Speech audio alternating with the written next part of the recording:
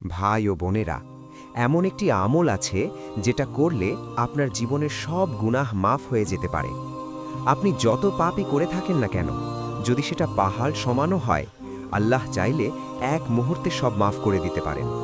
শুনবেন সেই আমলের কথা? প্রিয় মুসলিম ভাই ও বোনেরা, সেই আমলটির নাম হল খাঁটি তওবা। আল্লাহ তাআলা বলেন, হে আমার বান্দারা, যারা নিজেদের উপর জুলুম করেছ, তোমরা আল্লাহের রহমত থেকে নিরাশ হও না। নিশ্চয়ই আল্লাহ সব গুনাহ মাফ করে দেন। সূরা জুমার ৩৯-৫৩। আল্লাহ বলছেন, সব গুনাহ।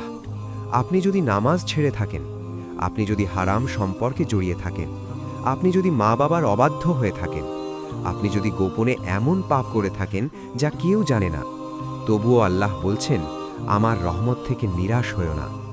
রাসূলুল্লাহ সাল্লাল্লাহু আলাইহি ওয়াসাল্লাম বলেছেন, যে ব্যক্তি গুনাহ থেকে তওবা করে সে যেন গুনাহই করেনি। সুনান ইবনে মাজা। ভাবুন তো, একজন মানুষ বছরের পর বছর ভুল করেছে, তার আমলনামা গুনাহে ভরা, কিন্তু এক রাতে সে কাঁদতে কাঁদতে আল্লাহর কাছে ফিরে এলো, আর আল্লাহ তাকে এমনভাবে মাফ করে দিলেন যেন সে কখনো গুনাহই করেনি। রাসূল সাল্লাল্লাহু আলাইহি ওয়াসাল্লাম আমাদের এক ব্যক্তির ঘটনা শুনিয়েছেন। সে ৯৯ জন মানুষকে হত্যা করেছিল, তারপরও তার হৃদয়ে অনুশোচনা জাগল। সে আল্লাহর দিকে ফিরে এলো, আর আল্লাহ তার তওবা কবুল করলেন। সহিহ মুসলিম।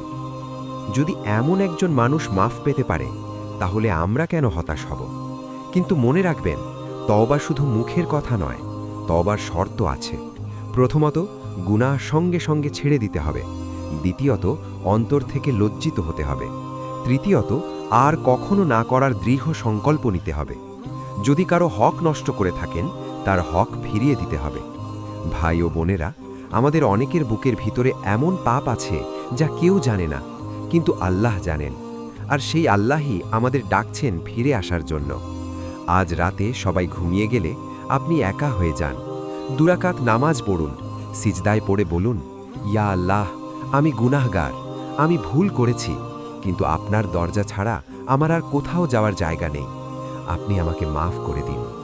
বিশ্বাস করুন, আল্লাহ সেই কান্না ফিরিয়ে দেন না, কারণ তিনি রহমান, তিনি রাহিম। আজ থেকেই নতুন জীবন শুরু করি, আজ থেকেই নামাজ ঠিক করি, আজ থেকেই হারাম ছেড়ে দিই, আজ থেকেই মা বাবার কাছে ক্ষমা চাই। মনে রাখবেন, আল্লাহর রহমত আপনার পাপের চেয়েও বড়। ইয়া আল্লাহ, আমাদের সব গুনাহ মাফ করে দিন, আমাদের তওবা কবুল করুন, আমাদের হৃদয়কে নরম করে দিন, আমাদেরকে আপনার প্রিয় বান্দাদের অন্তর্ভুক্ত করুন। আমিন। যদি এই কথাগুলো আপনার হৃদয়ে লাগে, তাহলে ভিডিওটি শেয়ার করুন। হয়তো আপনার একটি শেয়ার কারো জীবন বদলে দিতে পারে। আসসালামু আলাইকুম ওয়া রাহমাতুল্লাহ।